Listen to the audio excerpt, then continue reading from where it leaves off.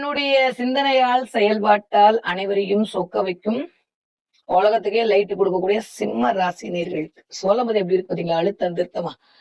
சிம்ம ராசிக்காரர்களுக்கு சரி வாங்க பாப்போம் எப்படி எல்லாம் இருக்க போகுது, பிப்ரவரி மாசம் என்னவெல்லாம் பண்ண போகுது, என்ன மேடம் பண்ணுது, எத்தனை கிரகம் உச்சமா இருந்தானே நீச்சமா இருந்தானே எங்க பொழப்பு இந்த தடவை. நீங்களே எப்படி சொன்னா நாங்கெல்லாம் என்னத்துக்காருது ஆரம்பிக்கணும். உலகத்துக்கே லைட் கொடுக்குற ஆள்கள் சிம்ம ராசிக்காரங்க. நீங்களே எப்படி சோர்ந்து போனா என்ன பண்றது? இந்த தடவை கொஞ்சம் என்னன்னா, இந்த சத்திய சோதனை அது யாருக்கு நடக்குதோ இல்லையோ சிம்மராசிகளுக்கு தான் நடக்க போகுது. நான் ஏற்கனவே சொன்ன மாதிரி சிம்மராசிக்காரங்க காசு பணம் பொடாட்டி வேலை அப்படின்னு சொல்லுவாங்க. இந்த தடவை வேலைன்னு சுத்தக்கூடிய ஆட்களாக சிம்மராசிக்காரங்க இருக்கு பாருங்க. ஒன்னா ரெண்டான்ற மாதிரி எல்லா வேலையும் ஒன்ன மாதிரி உண்டான்ற மாதிரி கொண்டு வந்து வேலை பழு அதிகரிக்கும். ஏன்னா 7ஆம் இடத்துல இத்தனை கிரகம், நம்ம கிட்ட ஒன்னே ஒண்ணு, அதுவும் பயப்பட கேது வந்து உட்காந்துருக்கு. அவங்க எல்லா பால் அடிச்சாலும் நம்மளால ஒண்ணும் பண்ண முடியல. சில சமயம் போல்ட் ஆயிடலாம், இல்ல சில சமயம் ஸ்ட்ரோக்கு தான் வைக்க முடியும், நம்மளால திரும்ப அடிக்க முடியாது. அதனால சிம்மராசிக்காரருக்கு ஏத்தாப்ப இருக்கிறவங்க இந்த தடவை உங்களை இயக்க போகிறார்கள். எப்பயுமே நீங்க தானே அடுத்தவங்களை டான் மாதிரி இயக்குவீங்க. அதனால இந்த தடவை கொஞ்சம் அடுத்தவர்கள் உங்களை இயக்க போயிறாங்க. அதுல கொஞ்சம் கடுப்பாக போறீங்க.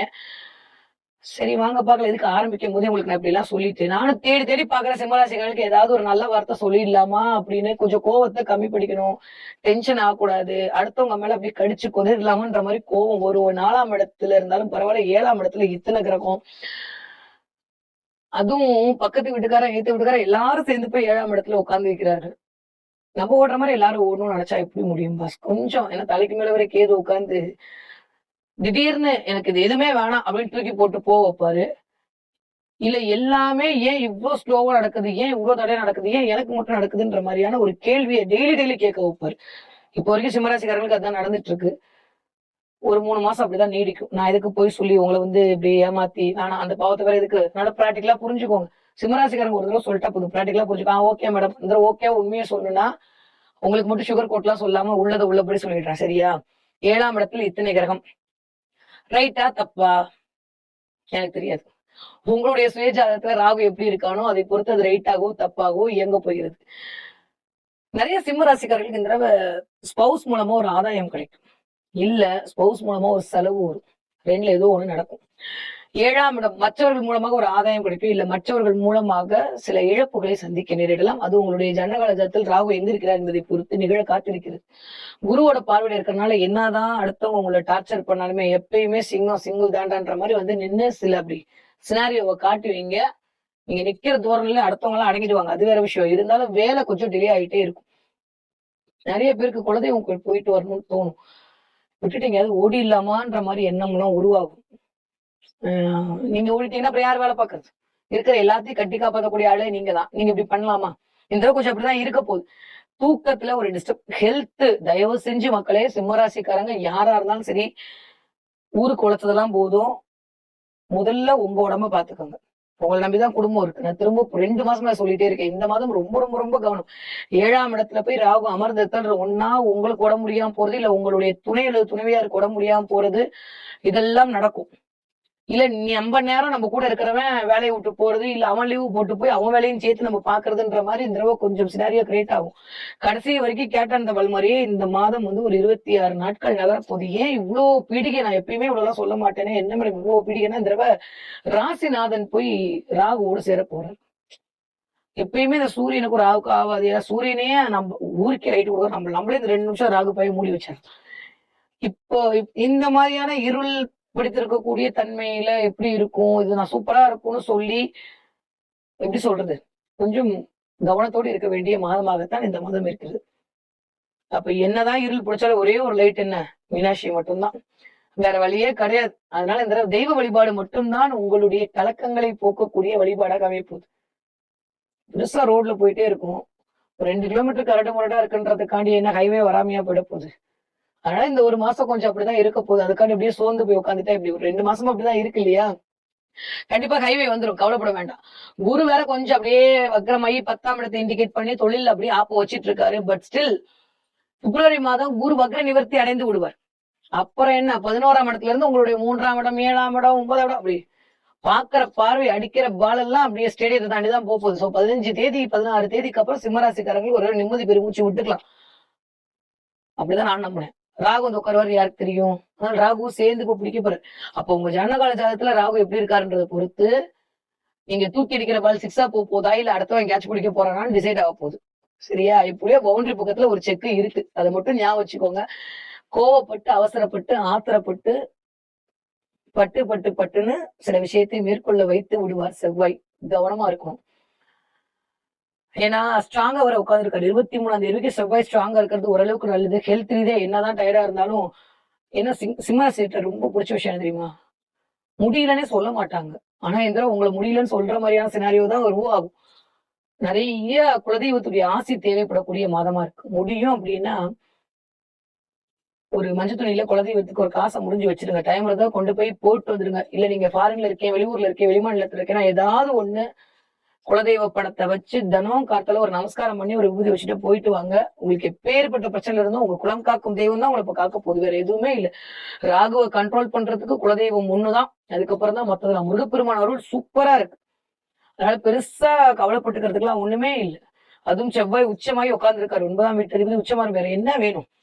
ரொம்ப ஸ்ட்ராங்கா இருக்கு. பாக்கியங்களால் நிறைய சிம்மராசிக்காரர்களுக்கு உங்களுடைய அப்பாவின் மூலமாக சில நன்மைகள் எல்லாம் வந்து சேரும். ஹெல்த் தான் எனக்கு தெரிஞ்சு உடம்ப பாத்துக்கணும். நிறைய சிம்மராசிக்காரர்களுக்கு இந்த தடவை கொஞ்சம்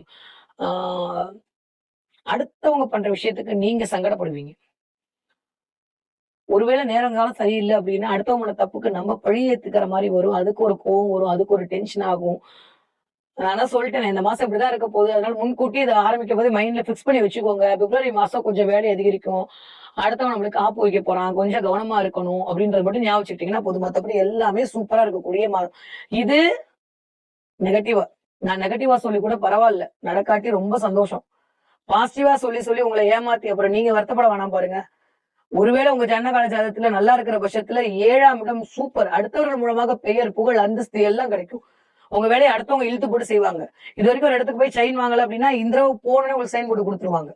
சோ உங்களுடைய ஜனகால ஜாதகம் தான் ஃபுல் அண்ட் ஃபுல் இந்த இம்பாக்ட் பண்ண போகுது. அதை பொறுத்து மட்டும் தான் இந்த மாதம் உங்களுக்கான நிகழ்வுகள் நடக்க போகிறது. எல்லாம் உள்ள மீனாட்சி நல்லதை மட்டுமே கொடுக்கணும் சிம்மராசிக்காரர்களுக்கு எனக்கு தெரிந்து அது மட்டும்தான். ரொம்ப பொறுமையா இருக்க வேண்டிய காலகட்டம். 18721 18721 இந்த நம்பரை டெய்லி எழுதிட்டு ஆபீஸ் போங்க. ஏன் எதுக்குலாம் கேட்காதீங்க. மிச்சத்தை நான் அப்புறமா அடுத்த வீடியோல சொல்றேன். இந்த நம்பரை மட்டும் தினம் எழுதிட்டு போங்க. இதை எழுதிட்டு போனாலே தேவையில்லாம உங்களுக்குன்னே வர 7.5 வராது. Okay clear? நான் டைரக்டா சொன்னேன். நீங்க டைரக்டா புரிஞ்சுக்கோங்க. சோ சிம்மராசிக்காரர்களுக்கு இந்த தடவை படிக்கிற பிள்ளைங்க எப்படி படிக்க போறீங்க? இந்த மாசம் சாமிக்கு விட்டுலாமா? நம்ம ஆல்ரெடி 2 மாசமா விட்டுட்டு இருக்கோம். இந்த மாசமும் சேர்த்து விட்டுலாம். சிம்மராசிக்காரங்களுடைய அம்மாக்கள், அப்பாக்கள் யாராவது பிள்ளை எதுவும் சொல்லக்கூடாது. அப்படி சொன்னாங்கன்னா கீழே ஆண்டி நம்பர் இருக்கும். நீங்க பேசுங்க. ஓகே இந்த தடவை நான் தான் ரெக்கமெண்டேஷன். சிம்மராசிக்காரங்க குழந்தைங்களுக்கு இந்த தடவை தேவையில்லாம டார்ச்சரை கொடுக்க கூடாது. பாக்கியஸ்தானத்துல அவ்வளவு நல்லா இல்ல. 7ஆம் இடத்துல நாங்க நல்லா தான் படிச்சாலும் மார்க் அடுத்தவங்க போட மாட்டாங்க. நாங்க நல்லா எழுதினாலும் மிஸ் எங்களை குத்தம் சொல்லுவாங்க. அதனால சிம்மராசிக்கார குழந்தைகளை இந்த 1 மாசம் யாரும் எதுவும் சொல்ல வேணாம். Okay fine. 20 வயதுல இருந்து 40 வயது இருக்கக்கூடிய சிம்மராசிக்காரர்களுக்கு எப்படி இருக்க போது? கபாலிடா நெருப்பு மாதிரி இருப்பீங்க. கோவமா வரும், ஆத்திரமா வரும், டென்ஷன் ஆகும். ஏற்கனவே நம்ம கொஞ்சம் சூடான ஆளா இன்னும் கொஞ்சம் சூடாறதுக்கான வாய்ப்பு எல்லாம் இருக்கு. அதனால கொஞ்சம் இளநீர் கொடுத்து சிவனுக்கு அபிஷேகம் பண்ணிட்டு வந்துடலாம். என்ன முடிஞ்ச பிரதோஷம் அன்னைக்கு கொஞ்சம் இளநீர் வாங்கி சிவனுக்கு அபிஷேகம் பண்ணிட்டு வர தேவையில்லாத சங்கடங்கள்ல இருந்து வெளில வந்துடலாம். மத்ததெல்லாம் என்னென்ன இருக்கோ நான் இன்ஃபினிட்டிவ் போட்டிருக்கேன். நீங்களே ஃபீல் பண்ணிக்கோங்க. அது எல்லாம் உங்களுடைய நட்டலாஸ்கோப் நல்லா இருந்ததுன்னா நீங்க சொல்ற மாதிரி இந்த 14ஆம் தேதி உங்களுக்கு ரோஸ் கிடைக்குமா இல்ல முள்ளு கிடைக்குமான்றத நீங்களே முடிவு பண்ணிக்கோங்க. எனக்கு தெரியாது. Okay clear? 40 வயதுல இருந்து 60 இருக்கக்கூடிய சிம்மராசிக்காரர்களுக்கு கண்டிப்பாக வயிறு சம்பந்தப்பட்ட பிரச்சனை வந்தே தீரும். கான்ஸ்டிபியூஷன் ப்ராப்ளம் வர்றதுக்கான வாய்ப்புகள் இருக்கு. பேக் பெயின், முதுகு வலிக்கும். கொஞ்சம் ரெஸ்ட் எடுத்துக்கோங்க. யாருக்காடி ஓடி நீங்க ஒன்னும் கோப்பம் வாங்க போறது இல்ல. முதல்ல உங்க உடம்ப பாத்துக்கோங்க. நான் திரும்ப 2 மாசமா அதே தான் சொல்லிட்டு இருக்கேன். ஹெல்த் ரொம்ப முக்கியம். சிம்மராசிக்காரருக்கு தலைக்கு மேல கேது வந்து உட்கார்ந்து உடம்ப ஷேக் பண்ணிட்டு இருக்கான். ஆப்போசிட்ல இருக்கக்கூடிய இந்த ராகுவோட இத்தனை கிரகங்களுடைய அமைப்பு வேற. ஸ்கின் அலர்ஜி வந்துட்டு போறதுக்கான வாய்ப்புகள் ஒரு திடீர்னு பேட்சா வர்றதுக்கான வாய்ப்புலாம் இருக்கு. கவனம். சாப்பாடு விஷயத்துல ரொம்ப கவனமா இருக்கணும். டயர்டா இருந்தா போய் தூங்கிடுங்க. இந்த வேலை நீங்க இல்லாட்டி யார் இருந்தாலும் பண்ணுவாங்க. அதனால கொஞ்சம் இழுத்து போட்டுக்கொண்டு உங்க உடல்நிலையை கெடுத்துக்காதீங்க. அவ்வளவுதான். ஒரு அக்காவோ ஒரு தங்கச்சியா நான் சொல்ல முடியாது. இதை மட்டும் பாத்துக்கோங்க போதும். ஓகே 60 வயது தாண்டி சிம்மராசிக்காரர்களுக்கு இந்த மாதம் எப்படி இருக்க போகுது? தானா நிக்க போறீங்க. நான் சொல்லுவேன் நீ கேட்டுதான் ஆகணும் அப்படின்ற மாதிரி ஒரு ஆளுமை அதிகரிக்கும்.